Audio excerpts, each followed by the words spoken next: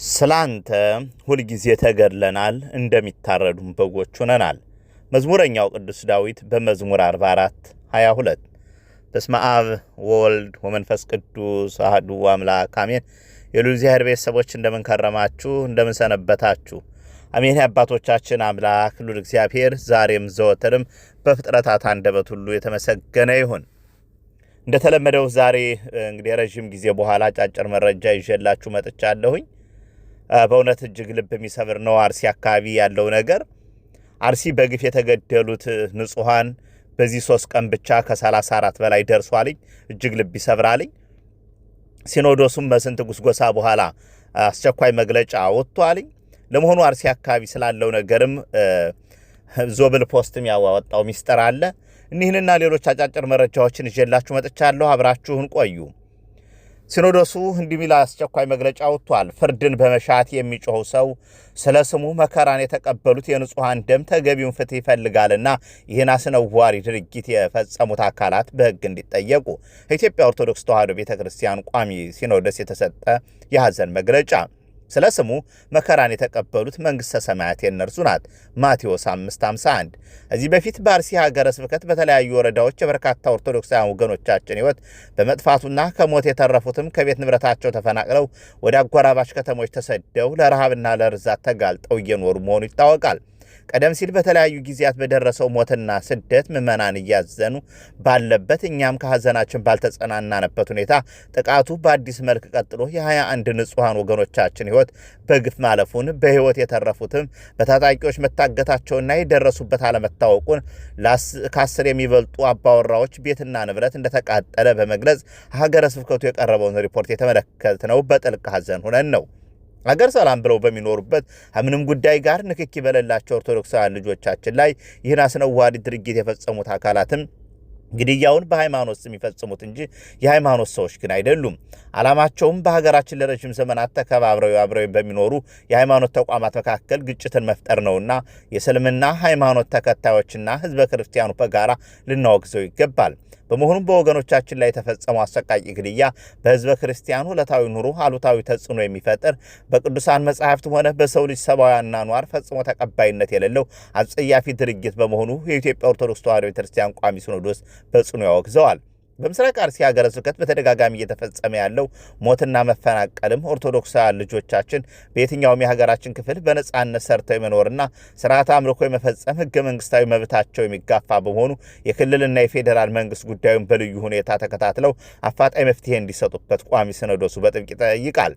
ፍርድን በመሻት የሚጮኸውን ስለ ስሙ መከራን የተቀበለውን የንጹሃን ደም ተገቢውን ፍትህ ይፈልጋልና ይህን አስነዋሪ ድርጊት የፈጸሙት አካላት በሕግ እንዲጠየቁ ወደፊትም ክቡር የሆነው የሰው ልጅ ሕይወት እንዳይጠፋ የዜጎች ሀብትና ንብረት እንዳይወድም መንግስት የዜጎችን ደህንነት የማስጠበቅ ተግባሩን እንዲያከናውን ቋሚ ሲኖዶሱ ጥሪውን በአጽንኦት ያስተላልፋል።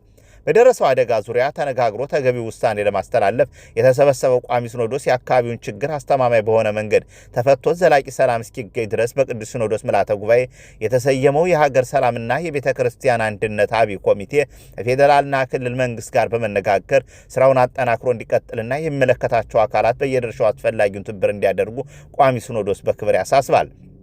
የክልል መንግስትና የአካባቢው መስተዳድርም ችግሩን ለመፍታት እያደረገ ያለውን ጥረት አጠናክሮ እንዲቀጥልና ወደፊትም ችግሩ እንዳይደገም ከመሰረቱ መፍታት የሚያስችል እርምጃ እንዲወስድ ቅዱስ ቤተክርስቲያናችን ትጠይቃለች። በመጨረሻም ስለ ስሙ በስጋቸው መከራን በመቀበል ሕይወታቸውን ባጡት ኦርቶዶክሳውያን ልጆቻችን የተሰማንን መሪር ሐዘን እየገለጽን ልዑል እግዚአብሔር ረፍተ ነፍስ እንዲሰጥልን ቤተሰቦቻቸውም እንዲያጽናናልን እንጸልያለን። የኢትዮጵያ ኦርቶዶክስ ተዋሕዶ ቤተክርስቲያን ቋሚ ሲኖዶስ የካቲት 2018 አዲስ አበባ ኢትዮጵያ ይላል። እንግዲህ ይህን ማለቱን ተከትሎ የእስልምናው መጅሊስን መግለጫ ወጥቷል። እንግዲህ የኛ ሰው አውሮፓና መካከለኛው ምስራቅ ኳስና ተኩስ ላይ ነው እየደገፈና እያወራ ምናየው። ስለዚህ ምክር ቤቱም በኦሮሚያ ክልል አርሲ ሸርካ ወረዳ በንጹሃን ኦርቶዶክሳውያን ክርስትና ሃይማኖት ተከታዮች ወገኖቻችን ላይ በደረሰ አሰቃቂ አደጋ በእጅጉ አዝነናል ብሏል። ድርጊቱ የትኛውንም ሃይማኖት አይወክልም ያለ ሲሆን ይልቁንም በሃይማኖት መካከል ለዘመናት ያለውን የመከባበር እሴት በመናድ በአማኞች ህዝቦች መካከል ጥርጣሬና ግጭት ለመፍጠር የተቀነባበረ እኩይ ሰራ ነው ብለን እናምናለን ሲል ገልጾታል። መንግስት አጥፊዎቹን በመለየት አፋጣኝ እርምጃ እንዲወስድ ምክር ቤቱ ጠይቆ ለሟች ቤተሰቦችም አላህ መጽናናት እንዲሰጥ እንለምናለን ብሎ ነው መጅሊሱ መግለጫ ያወጣው።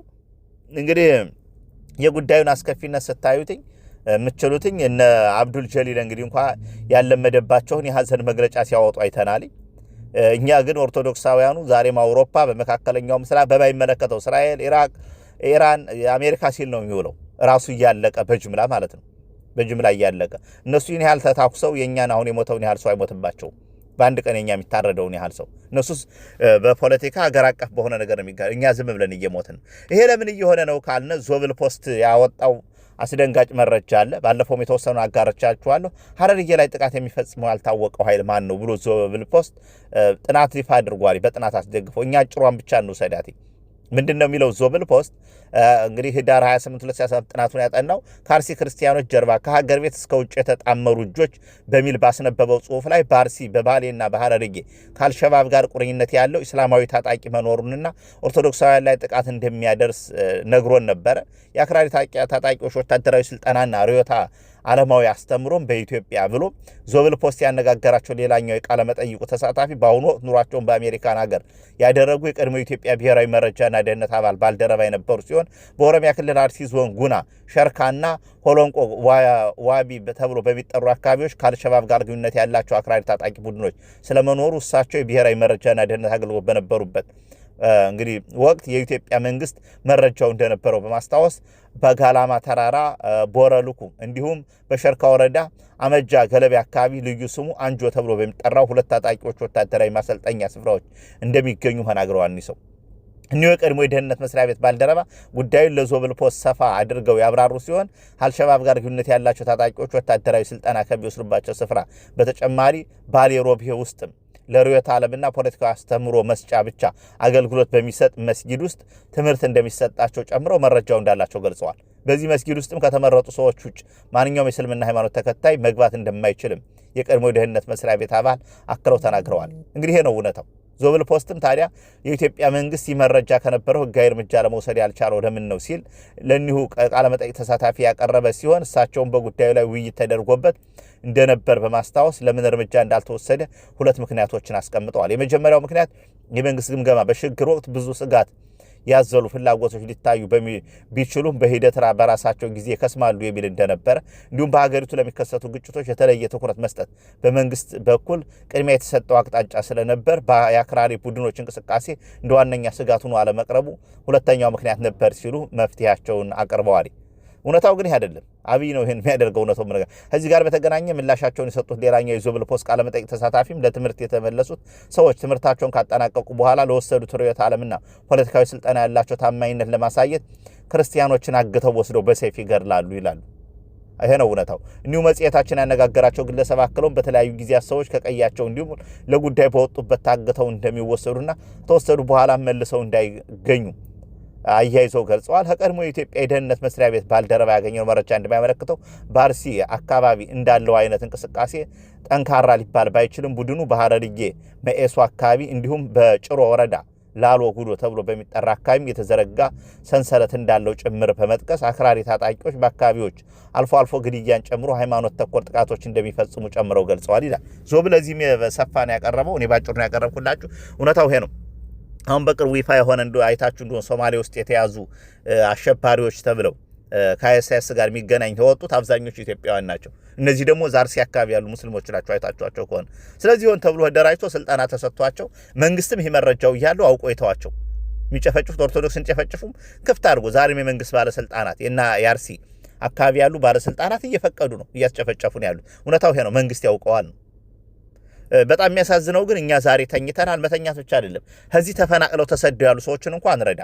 ወንድማችን እንኳን የደበላሽ ከአርሲ ጭፍጨፋ ያመለጡ ኦርቶዶክሳውያን አንጋዳና ኦምቦሳ ከተሞች ላይ በጎዳና ላይ ልመና ህይወታቸውን ለማቆየት እየጣሩ ነው ይለናል። ተመልከቱ እንግዲህ የተረፉትን እንኳን እዚህ ሞት የተረፉትን መርዳት ማንችል ነን እኛ እኮ የከሰርነን። በወርሃ የካቲት ምስራቅ አርሲ ዞን ኦርቶዶክሳውያን መሰረት ባደረገና ከ28 በላይ ምዕመናን የተጨፈጨፉበት ጥቃት ተከትሎ ጭፍጨፋው ከሚከናወንበት ቀበሌ ለተሰደዱ ምዕመናን የዕለት ደራሽ እህልና መጠለያ ከማጣታቸው ተነስቶ ነው የሚለው። የሚገርመው ይሄን የሚሰጣቸው ከማጣታቸው የተነሳ አንጋዳና ኦምቦሳ በተባሉ ከተሞች በጎዳና ላይ ልመና የነሱና የልጆቻቸውን ህይወት እያስቀጠሉ እንደሆነ ከአካባቢው ሰምተናል። የኦርቶዶክሳውያን ምስቅልቅል ያለ ህይወት ክብደቱ ምን ያህል እንደሆነ ይህ ኩነት ምልክት ነው። የሚሞቱን የሚያተርፍ የተሰደዱትንም የሚያስጥል የሌለበት የማዓት ዘመን ላይ ደርሰናል ወንድማችን። እውነታው ነው። ሌላው እየተደራጀ ነው። እኛ እንኳን ለነዚህ ሰዎች እንኳን ምግብ ማቅረብ ተስኖናል። አይዟችሁ ማለት ተስኖናል። ሌላው እየተደራጀ ነው። እንደ ሙጅባ ሚሊዮንና ሌሎች ወሃቢዮች በፌስቡክ የሚለቁትን እዩት። ከ5 ሚሊዮን በላይ ወጣቶችን እያደራጀን ነው ብለው ይህን አደራጅተው ምንም አይነት ችግር ቢመጣ ለመቋቋም እየሰሩ ነው። እኛ ደግሞ ዛሬም ድረስ ማይመለከተንን ነገር ስንዘባርቅ ስለማይመለከተን ወሬ ስናወራ እንውላለን፣ ራሳችንን ሳናድን ማለት ነው። ከዚህም አልፎ ስጋቱ አሁንም ገዳማቱ ላይ ተጠነጣጥሮ ቀጥሏል። አሰቦት ገዳም ላይም ሌላ አስደንጋጭ መረጃ ሰምተናል። እንግዲህ በአሰቦት ገዳም አካባቢ የሚኖሩ ከ50 በላይ የሆኑ አባወራዎች ተፈናቅለው ተባረዋል። ተመልከቱ እንግዲህ ገዳሙን ለማጥቃት መጀመሪያ ገዳሙ አካባቢ ያሉት ኦርቶዶክሳውያን ነው የሚያባሯቸው። እነዚህም አባወራዎች እንግዲህ በተከፈተባቸው ተኩስ ቤታቸውን ጥለው መሸሸታቸው ተገልጿል ብሏል ማህበረ ቅዱሳን ያጋራው ዛሬ መረጃውን። ከሰሞኑ በወርሃ ጥር መገባደጃ ላይ በአሰቦት ቅድስት ሥላሴና በአባ ሳሙኤል ዘደብረ ወገግ ገዳም ከ2 ዓመት በላይ በዓታቸው ዘግተው በጾምና በጸሎት ሲተጉ የቆዩት አባ ወልደ ሚካኤል ባህታዊ መነኩሴ በጥይት ተደብድበው መገደላቸው ጣቢያችን ማህበረ ቅዱሳን ቴሌቪዥን መዘገቡ ይታወሳል። በዛሬው ዕለትም ለጣቢያው ከስፍራው በደረሰ መረጃ በዕለተ ማክሰኞ ምሽት 1 ሰዓት አካባቢ በሚኤሶ ወረዳ በኢቲሳ ሮሮ ቀበሌ በገዳሙ አካባቢ ከዓመታት በላይ ሲኖሩ የነበሩ ከ50 በላይ የሆኑ ኦርቶዶክሳውያን አባወራዎች ማንነታቸው ባልታወቁ ኃይሎች በተከፈተባቸው ተኩስ ቤታቸውና ንብረታቸውን ጥለው ወደ ገዳሙና ከተማ መፈናቀላቸውን ሰምተናል። እነዚህ አባወራዎች ቀበሌያቸው ሙሉ በሙሉ ለቀው ወጥተዋልም ተብሏል። የኦርቶዶክሳውያን መፈናቀል መነሻው ማንነትን መሰረት ያደረገ ስለመሆኑም መረጃው አሳይቶናል። ከተፈናቀሉ አባወራዎች ውስጥ ሕፃናት፣ ሴቶች፣ እናቶች፣ አባቶች እንዲሁም ወጣቶች የሚገኙበት ሲሆን እነርሱም ውስጥ የተደበደቡና ከተተኮሰባቸው ጥይት ያመለጡ እንዳሉ ለማወቅ ችለናል። በተጨማሪም በመረጃው እንደተገለጸው ኦርቶዶክሳውያኑ በሚኖሩበት አካባቢ ተደጋጋሚ ጥቃት ቢደርስባቸውም ምንም አይነት ጥበቃ አልተደረገላቸውም። የትኛውም ጸጥታ አካልም አልደረሰላቸውም። በዚህ ምክንያት በአካባቢው ምንም አይነት እንቅስቃሴ ባለመኖሩ ገዳሙ ከፍተኛ ስጋት ውስጥ እንዳለ ተነግሯል። በአሁኑ ሰዓት በገዳሙና በምዕመናን ላይ ከሰፈነው ከፍተኛ ስጋት አንጻር የሚመለከታቸው የመንግስት የጸጥታ አካላት የሚጠበቅባቸውን የጠባቂነት ድርሻቸውን እንዲወጡ ጥሪ መተላለፉን በመረጃው ተነግሯል። ተፈናቃይ ኦርቶዶክሳውያን ቋሚ የገቢ ምንጭ የሌላቸው በመሆኑ በገዳሙ ድጋፍ እየተደረገላቸው የነበሩ ናቸውም ተብሏል ይላል ማህበረ ቅዱሳን ዘገባ። እውነታው ይሄ ነው። እንግዲህ እዚህ ላይ ነው ደርሰን ያለን። ይሄን አሁንም ኦርቶዶክሱ በአንድ ላይ ቁሞ ይሄን ማስቆም ካልቻልን ገና የከበደ ዕዳ ነው የሚያጋጥመን ነው። ገና ብዙ ነገር ዋጋ እንከፍላለን። አንዳንዶች ድምጽ መሆን ጀምረዋል። እንደ ቴዲ አፍሮ አይነት አሁን ያድዋን በዓል አስመልክቶ ባስተላለፈው መልእክት ድምጽ ሆኗል። ምንም እንኳን ስም መጥቀስ ቢያቅተውም ኦርቶዶክስ ማለት አማራ ማለት ቢያቅተውም በተለይ እየደረሰ ያለውን ግፍ ማንነትን መሰረት ያደረገ ግፍ እቃወማለሁ ብሏል። ሌላውም እንዲህ ሊል ይገባዋል። እናት ፓርቲም በእውነት በኢትዮጵያ ካሉ ፓርቲዎች ሁሉ ለቤተ ክርስቲያን የሚጮሁ አንድ ፓርቲ ይሄ ነው ያለው። እናት ፓርቲም ብሔራዊ የሐዘን ቀን እንዲታወጅ ጠይቋል። በእውነት ኦርቶዶክሳውያንን እልቂት አስመልክቶ በተለይ በአንድ ቀን 21 አለቁ፣ ከዛ 7 ከዛ 4 ሆኖ አሁን ወደ 34 በላይ ሆኗል። ስለዚህ ይህን አስመልክቶ እንግዲህ የሐዘን ቀን እንዲታወጅ ጠይቋል። ግን መጠየቅ ነው። ማን ያውጃልኝ? አብይ አህመድ ነው ይሄን የሚያውጀው? አብይ አህመድ እኮ ዋና አስገዳያችን ነው። አብይ አህመድ እኮ እዚህ በላይ እንድንሞት ነው የሚፈልገው። እንዴት ነው አብይ አህመድ ይህን ያደርጋል ብለን የምንጠብቀው? እሱ አንጠብቅም። ግን መጠየቁ ጥሩ ነው። እንደ እናት ፓርቲ አይነት ያቀረቡት ጥያቄ ተገቢነት ያለው ነው። እንግዲህ ኦርቶዶክሳውያን መረጃ ይመስል ነበር። በርካታ መረጃዎች አሉ። ዛሬም አርሲ ደክሟታል። ፍትህ ለአርሲ እንላለን። አርሲ ላይ ሞት በቃ እንላለን። ኦርቶዶክሳውያን በአንድ ተነስተን አርሲም ሆነ የትም አካባቢ ያለውን የኦርቶዶክሳውያን ግድያ እናስቆም ነው የምንለው። ሌላም ወደ ሰሜኑ ያንጃበበ ጉዳይ አለ። እሱም በቀጣይ የሚመጣበት ይሆናል። መረጃውን ለሌሎች አጋሩ፣ ላይክ፣ ሼር አድርጉት። አዳዲስ ከሆናችሁ ሰብስክራይብ አድርጉትኝ። ሰላም ለሀገራችን፣ ሰላም ለቤተ ክርስቲያናችን፣ ሰላም ሁኑልኝ።